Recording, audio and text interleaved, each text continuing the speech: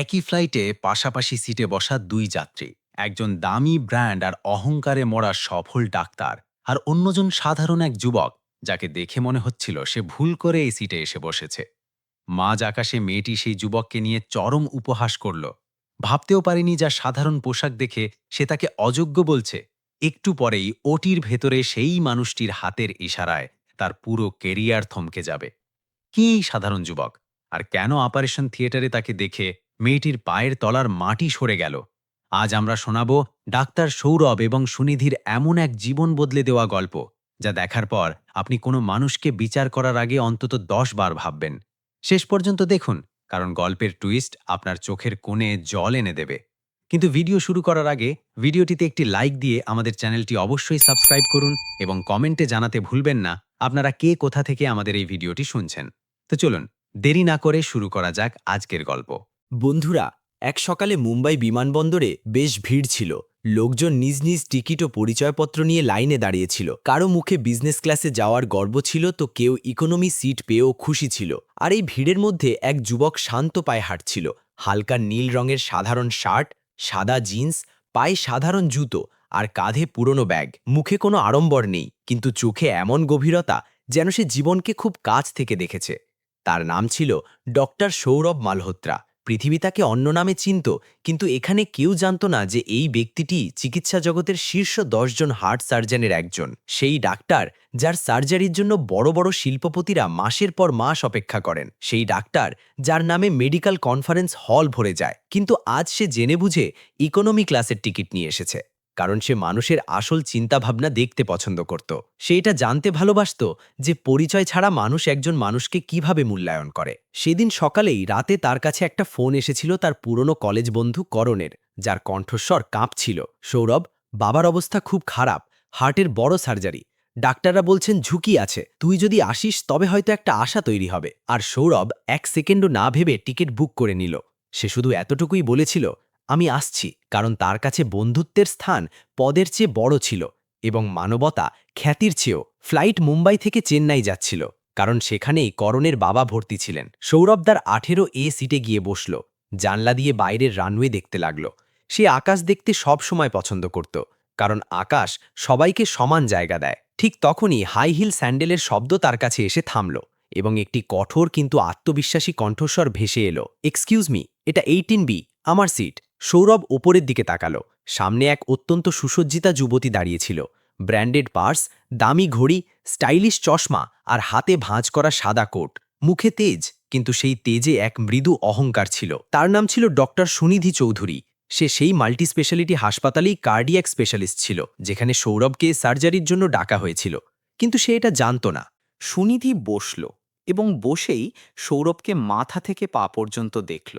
তার নজর জামা কাপড়ে আটকে গেল, ব্যাগে গিয়ে থামল এবং তারপর তার ঠোঁটে এক মৃদু হাসি ফুটে উঠল, যা সম্মানের নয় বরং অবজ্ঞার ছিল।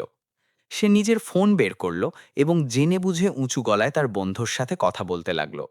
হ্যাঁ রে, আজকাল তো ফ্লাইটেও সব ধরনের লোক উঠে পড়ে। জানি না কে কে ডাক্তার হওয়ার স্বপ্ন নিয়ে ঘুরে বেড়াচ্ছে। এবং সে হেসে উঠল। সৌরভ জানলা দিয়ে বাইরে তাকিয়ে রইল। তার মুখে কোনো প্রতিক্রিয়া ছিল না, যেন শব্দগুলো তাকে ছুঁয়ে বেরিয়ে যাচ্ছে। কয়েক মিনিট পর সুনিধি সরাসরি তাকে জিজ্ঞাসা করল, আপনিও কি চেন্নাই যাচ্ছেন? সৌরভ শান্ত স্বরে বলল, জি। কি করেন? সে জিজ্ঞাসা করল। ডাক্তার, সৌরভ সহজভাবে উত্তর দিল। সুনিধি হালকা হাসল। ও, কোন ফিল্ডে? ক্লিনিক নাকি অন্য কিছু? সার্জারি, সে ছোট উত্তর দিল। সুনিধি ভ্রু কুঁচকাল। আজকাল তো সবাই নিজেকে সার্জন বলে দেয়। আসল সার্জন হওয়া সহজ নয়। বছরের বছর কঠোর পরিশ্রম, বিদেশের ট্রেনিং, বড় হাসপাতালের এক্সপোজার, তবে গিয়ে নাম হয়। সৌরভ হাসল। আপনি একদম ঠিক বলছেন। সে জানত সুনিধি কি বলছে, কিন্তু সে সাফাই দেওয়ার প্রয়োজন মনে করেনি, কারণ যে নিজের পরিচয় নিজে জানে তার পৃথিবীর কাছে নিজেকে প্রমাণ করার কোনো তাড়া থাকে না। ফ্লাইট উড়াল দিল। মেঘের ওপর সবকিছু স্থির ছিল, কিন্তু 18B সিটে বসা অহংকার ধীরে ধীরে নিজের পূর্ণ শক্তি দেখাচ্ছিল। সুনিধির ফোন আবার বাজল। সে কল রিসিভ করে বলল, হ্যাঁ স্যার, আমি 2 ঘন্টার মধ্যে হাসপাতালে পৌঁছে যাব। শুনলাম আজ বাইরে থেকে কোনো বড় সার্জন আসার কথা আছে। দেখি কত বড়। আমাদের হাসপাতালের স্ট্যান্ডার্ড খুব হাই। এবং সে একবার সৌরভের দিকে তাকালো। তারপর ব্যঙ্গাত্মক সুরে জিজ্ঞাসা করল, আপনিও কি ওই হাসপাতালেই যাচ্ছেন? হয়তো কোনো রোগীর আত্মীয় হবেন। সৌরভ বলল, হ্যাঁ, অনেকটা ওরকমই ধরে নিন। সুনিধি শীতল হাসল। ভালো, অন্তত কোনো বড় ডাক্তারকে কাজ করতে দেখতে পাবেন। তার শব্দে বীজ ছিল, কিন্তু সৌরভের শান্তি তার চেয়ে অনেক বেশি গভীর ছিল।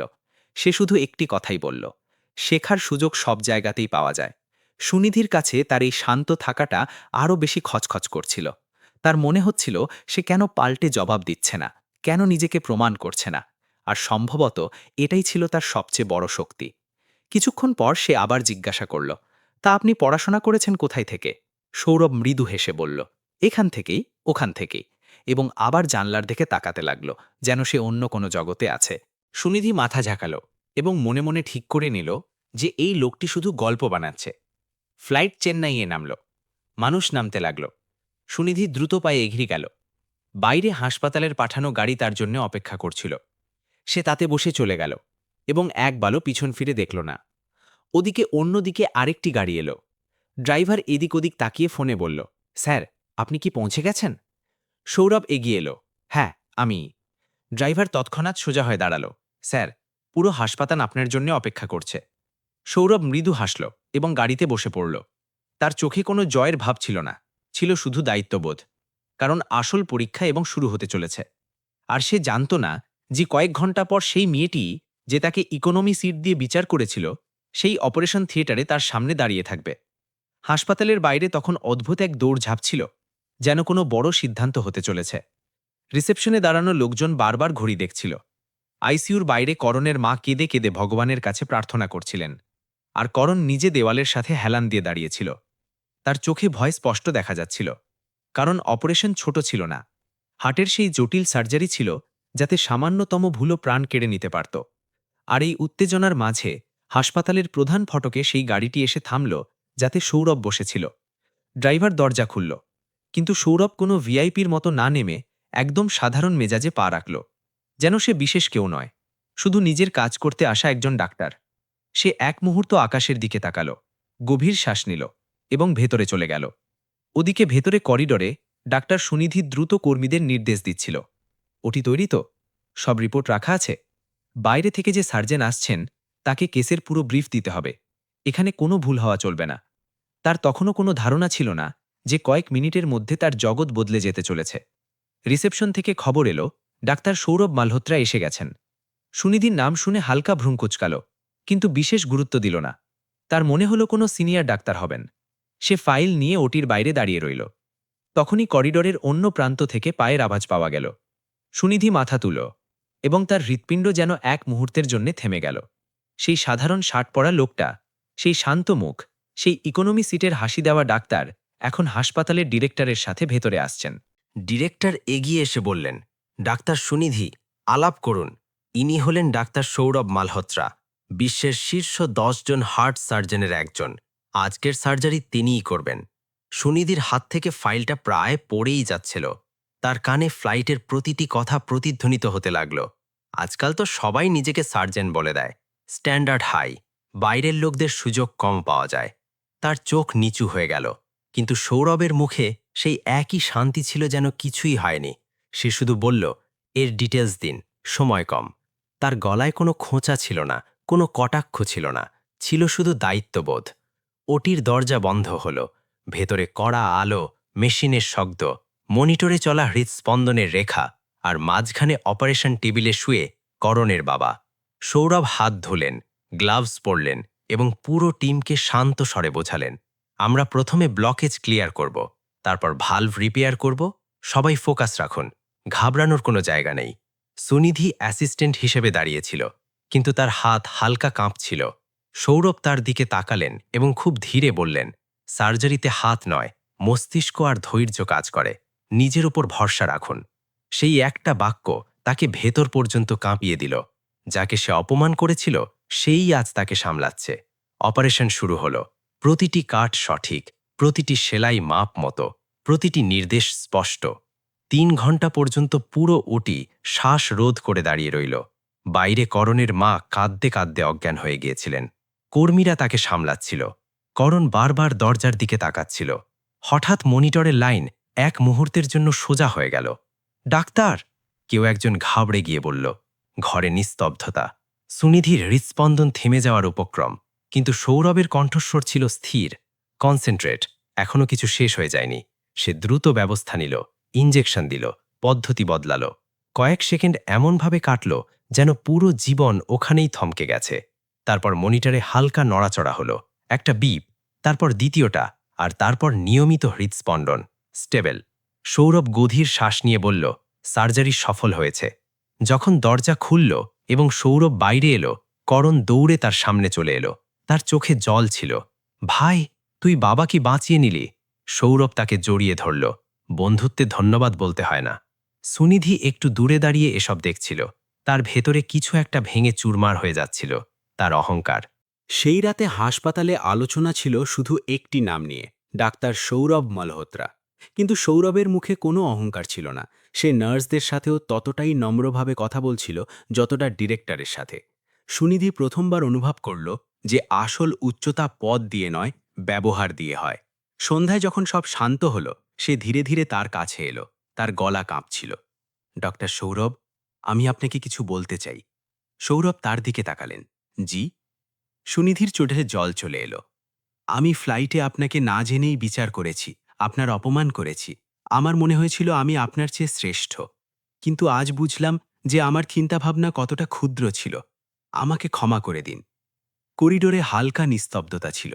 সৌরভ শান্ত স্বরে বললেন, আপনি আমাকে নয়, নিজের চিন্তাভাবনাকেই ছোট করেছিলেন। কিন্তু আজ আপনি সেটা বড় করার প্রথম পদক্ষেপ নিয়েছেন। সুনিধির চোখ থেকে জল ঝরতে লাগল। সৌরভ আরও বললেন, ডাক্তার হওয়া মানে শুধু ডিগ্রি নয়, এটা বড় হৃদয়ের নাম। আমরা যদি রোগীকে তার জামাকাপড় দিয়ে বিচার করি, তবে আমরা ডাক্তার ডাকার যোগ্য নই। সেই রাতে সুনিধি ঘুমাতে পারল না। তার বারবার ফ্লাইটের সেই মুহূর্ত মনে পড়ছিল। আজ যদি সার্জারি ব্যর্থ হতো, তবে কি সে নিজেকে ক্ষমা করতে পারত? সে কি সারা জীবন সেই অহংকার নিয়ে বাঁচতে পারত? সে প্রথমবার বুঝল যে আসল সমৃদ্ধি ব্যাংক ব্যালেন্সে নয়, বিনয়ে থাকে। কিছুদিন কেটে গেল, কিন্তু হাসপাতালের দেওয়ালে দেওয়ালে এখনও সেই দিনের সার্জারির আলোচনা প্রতিধ্বনিত হচ্ছিল। নার্সরা বলতো যে তারা এত শান্ত হাত কখনো দেখেনি। জুনিয়র ডাক্তাররা বলতো তারা প্রথমবার বুঝল যে বইয়ের চেয়ে ধৈর্য বেশি জরুরি। আর রোগীদের আত্মীয়রা সৌরভের নাম শ্রদ্ধার সাথে নিত। কিন্তু এসবের মধ্যে সবচেয়ে বেশি পরিবর্তন যদি কারো মধ্যে এসে থাকে, তবে সে ছিল ডাক্তার সুনিধি চৌধুরী। সে আগের মতো ছিল না। তার হাঁটা চলায় আগের মতো তীব্র অহংকার ছিল না। তার গলায় আগের মতো আদেশ ছিল না। বরং এখন তাতে একটা স্থিতিশীলতা ছিল, যেন কেউ তার ভেতর থেকে অপ্রয়োজনীয় কোলাহল বের করে দিয়েছে এবং তার জায়গায় সমজদারি ভরে দিয়েছে। কিন্তু ভেতরে ভেতরে সে একটা বোঝা অনুভব করছিল, কারণ সে যে মানুষকে ফ্লাইটে ছোট ভেবেছিল, সেই মানুষটি তার কাছে এখন এত বড় হয়ে গেছে যে নিজের চিন্তাভাবনা তার কাছে ছোট মনে হতে লাগল। এরই মধ্যে হাসপাতালে এক বড় খবর এলো যে শহরে জাতীয় মেডিকেল কনফারেন্স হতে চলেছে। দেশের বড় বড় সার্জেনরা আসতে চলেছেন এবং প্রধান অতিথি হিসেবে ডাক্তার সৌরভ মালহোত্রার নাম ঘোষিত হয়েছে। একথা শুনতেই পুরো হাসপাতালে উত্তেজনা ছড়িয়ে পড়ল। কিন্তু সুনিধির হৃৎস্পন্দন বেড়ে গেল, কারণ এটাই ছিল সেই মঞ্চ যেখানে সত্য সবার সামনে আসবে। আর সম্ভবত এটাই ছিল সেই মঞ্চ যেখানে তাকে নিজের ভেতরের সত্যের মুখোমুখি হতে হবে। কনফারেন্সের দিন এলো। বিশাল অডিটোরিয়াম আলোয় ঝলমল করছিল। সামনে বড় স্ক্রিন, চারদিকে ডাক্তার, প্রফেসর, মেডিকেল স্টুডেন্ট সবাই নিজ নিজ আসনে বসেছিল। মঞ্চে যখন সঞ্চালক ঘোষণা করলেন, অনুগ্রহ করে করতালির মাধ্যমে স্বাগত জানান বিশ্বের অন্যতম শীর্ষ হার্ট সার্জন ডক্টর সৌরভ মালহোত্রাকে, তখন পুরো হল করতালিতে ফেটে পড়ল। আর মঞ্চে যখন সৌরভ এলেন, তার হাঁটাচলায় সেই একই সরলতা ছিল, সেই একই শান্তি। যেন তার করতালিতে অভ্যাস আছে, কিন্তু অহংকারের প্রয়োজন নেই। সুনিধি প্রথম সারিতে বসেছিল। তার চোখ নিচু ছিল। কিন্তু যখন সৌরভ কথা বলতে শুরু করলেন, সে মাথা তুলল। সৌরভ বললেন, ডাক্তার হওয়া মানে শুধু অপারেশন করা নয়, ডাক্তার হওয়া একটা দায়িত্ব। আমরা কোনো রোগীর চিকিৎসা করার আগে তার ভয়ের চিকিৎসা করি। আমরা তার ব্যথা বুঝি। আর সবচেয়ে জরুরি কথা, আমরা তাকে মানুষের মতো দেখি, কোনো কেস হিসেবে নয়। হলে নিস্তব্ধতা ছিল। প্রতিটি শব্দ সরাসরি হৃদয়ে পৌঁছচ্ছিল। তারপর তিনি একটু থামলেন এবং বললেন, কখনো কখনো আমরা ভুল করে কাউকে তার জামাকাপড়, তার ভঙ্গি বা তার সিট দিয়ে বিচার করি। কিন্তু আসল যোগ্যতা চিৎকার করে না, সে সময় এলে নিজেকে প্রমাণ করে দেয়। একথা বলার সময় তার নজর এক মুহূর্তের জন্য সুনিধির ওপর পড়ল, এবং সুনিধির চোখ ভিজে এলো, কারণ তার মনে হলো যেন এই বাক্যটি সরাসরি তারই জন্য ছিল। কিন্তু তাতে কোনো কটাক্ষ ছিল না, ছিল শুধু শিক্ষা। ভাষণ শেষ হলো, মানুষ দাঁড়িয়ে তালি বাজাতে লাগল। অনেক ডাক্তার তার সাথে দেখা করার জন্য লাইনে দাঁড়িয়ে গেলেন। কেউ ছবি তুলতে চাইছিলেন, কেউ পরামর্শ নিতে চাইছিলেন। আর এই ভিড়ের মাঝে সুনিধি ধীরে ধীরে এগিয়ে গেল। তার পা ভারী ছিল, কিন্তু তার মন পরিষ্কার ছিল। সে তার সামনে গিয়ে দাঁড়ালো। এবার কোনো ডাক্তারের মতো নয় বা অহংকার নিয়ে নয়, বরং একজন মানুষের মতো। সে বলল, স্যার, আমি আজ সবার সামনে কিছু বলতে চাই। সৌরভ শান্ত নজরে তাকালেন এবং মাথা নাড়লেন।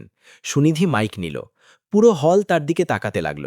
তার গলা হালকা কাঁপছিল, কিন্তু তার শব্দগুলো ছিল সত্য। কিছুদিন আগে আমি একটা ফ্লাইটে ছিলাম এবং আমি একজন মানুষকে তার জামাকাপড় দিয়ে বিচার করেছিলাম। আমার মনে হয়েছিল আমি তার চেয়ে শ্রেষ্ঠ, কারণ আমার কাছে নাম ছিল, পদ ছিল, আত্মবিশ্বাস ছিল। কিন্তু আমি জানতাম না যে সেই মানুষটি আমার চেয়ে হাজার গুণ বড়। আমি ভুল করেছিলাম এবং আজ আমি সবার সামনে এটা স্বীকার করছি যে অহংকার যে কোনো ডিগ্রির চেয়ে বড় রোগ। হলে পিনপতন নিস্তব্ধতা নেমে এলো। সে আরও বলল, সেদিন যদি ডাক্তার সৌরভ আমাকে ওই সময়েই জবাব দিতেন তবে হয়তো আমি বুঝতাম না, কিন্তু তিনি আমাকে সময় দিয়েছেন এবং সময় আমাকে আয়না দেখিয়ে দিয়েছে। আজ আমি তার থেকে শুধু সার্জারি নয়, নম্রতাও শিখছি। তার চোখ দিয়ে জল পড়ছিল। পুরো হল করতালিতে ফেটে পড়ল। কিন্তু এবার তালি শুধু একজন মহান সার্জনের জন্য ছিল না, বরং এমন একজন ডাক্তারের জন্যও ছিল যে নিজের ভুল স্বীকার করা সাহস দেখিয়েছে। তারপর সৌরভ মাইক নিলেন এবং বললেন, ভুল করা মানুষের স্বভাব, কিন্তু ভুল স্বীকার করে নেওয়াই মানুষকে বড় বানায়। আর আজ ডাক্তার সুনিধি প্রমাণ করে দিয়েছেন যে তিনি শুধু একজন ভালো ডাক্তার নন, একজন ভালো মানুষও। সেই মুহূর্তে সুনিধির মনে হলো যেন তার ভেতরের বোঝা হালকা হয়ে গেছে। কনফারেন্সের পর হাসপাতালে এক নতুন পরিবেশ তৈরি হলো। এখন সুনিধি প্রতিটি রোগীর কাছে আগে তার নাম জিজ্ঞাসা করত, তার গল্প শুনত, নার্সদের সাথে সম্মানের সাথে কথা বলতো, জুনিয়র ডাক্তারদের শেখাতো যে কাউকে তার বাহ্যিক পরিচয় দিয়ে বিচার করো না। আর ধীরে ধীরে তার ব্যবহারই তার আসল পরিচয় হয়ে উঠল। কিন্তু গল্পের আসল প্রভাব এখনও বাকি ছিল, কারণ আসল পরিবর্তন তখনই আসে যখন সময় আমাদের আবার সেই মোড়ে দাঁড় করিয়ে দেয় যেখানে আমরা ভুল করেছিলাম। কয়েক মাস পর সুনিধি একটি ফ্লাইটে ছিল। এবার তার কাছে বিজনেস ক্লাসের টিকিট ছিল, কিন্তু সে জেনে বুঝে ইকোনমি সিট বেছে নিয়েছিল। আর তার পাশে সাধারণ পোশাকে এক যুবক বসা ছিল যে হয়তো ঘাবড়েছিল। সে নিচু স্বরে জিজ্ঞাসা করল, ম্যাডাম, আপনি কি ডাক্তার? আমার বাবার সার্জারি আছে, আমি খুব ভয় পাচ্ছি। আর সুনিধি হাসল। সে তার হাত ধরে বলল, ভয় পেও না, ডাক্তার শুধু অপারেশন করেন না, আশাও দেন। আর সেই মুহূর্তে সে বুঝতে পারল যে আসল পরিবর্তন শব্দে নয়, ব্যবহারে দেখা যায়।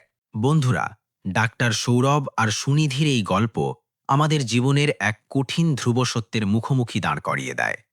আমরা প্রায়ই মানুষের বাইরের আবরণ, তার পোশাক বা তার পকেটের অবস্থা দেখে তাকে বিচার করে ফেলি, ঠিক যেমনটা সুনিধি করেছিলেন। কিন্তু মনে রাখবেন, নদীর গভীরতা যেমন ওপর থেকে বোঝা যায় না, তেমনি একজন মানুষের আসল যোগ্যতা তার সাধারণত্বের আড়ালে লুকিয়ে থাকতে পারে। আসল আভিজাত্য ব্র্যান্ডের ঘড়ি বা বিজনেস ক্লাসের টিকিটে থাকে না, তা থাকে মানুষের ব্যবহারে এবং তার নম্রতায়। সৌরভ চাইলে ফ্লাইটে অপমানিত হয়ে সুনিধিকে তৎক্ষণাৎ উচিত শিক্ষা দিতে পারতেন, কিন্তু তিনি বেছে নিয়েছিলেন নীরবতা এবং নিজের কাজকে। কারণ তিনি জানতেন যে নিজের মূল্য নিজে জানে, তাকে অন্যের কাছে তা প্রমাণ করার কোনো তাড়া থাকে না। সুনিধিকে তিনি শুধু সার্জারি শেখাননি, শিখিয়েছেন জীবনের সবচেয়ে বড় পাঠ। যে কোনো ডিগ্রি বা পদের চেয়ে বড় পরিচয় হল একজন ভালো মানুষ হওয়া। আজ নিজেকে একবার প্রশ্ন করে দেখুন তো, আমরাও কি কখনো অজান্তে কাউকে তার সাধারণ পোশাকের জন্য ছোট করিনি? আমাদের চারপাশে কত সৌরভ হয়তো নীরবে তাদের কাজ করে যাচ্ছেন, আর আমরা তাদের তুচ্ছ মনে করছি। আপনি কি মনে করেন, মানুষের পরিচয় কি তার পোশাকে নাকি তার ব্যবহারে? সুনিধির মতো নিজের ভুল স্বীকার করার সাহস কি আমাদের সবার আছে? এই গল্পটি যদি আপনার মনে সামান্যতম নাড়া দিয়ে থাকে, তবে কমেন্টে আপনার মূল্যবান মতামত এবং আপনার শহরের নাম লিখতে ভুলবেন না। মনে রাখবেন, পৃথিবীটা অনেক ছোট। আজ আপনি যাকে অবজ্ঞা করছেন, কাল হয়তো তার কাছেই আপনাকে সাহায্যের জন্য হাত পাততে হতে পারে। তাই আসুন, মানুষকে পোশাক দিয়ে নয়, বরং মানুষ হিসাবে সম্মান করতে শিখি। তো বন্ধুরা, এই গল্পটি আপনাদের কেমন লাগলো তা আমাদের কমেন্টের মাধ্যমে অবশ্যই জানাবেন। তাহলে আবার দেখা হবে আরও একটি হৃদয়স্পর্শী সত্য গল্পের সাথে। ধন্যবাদ।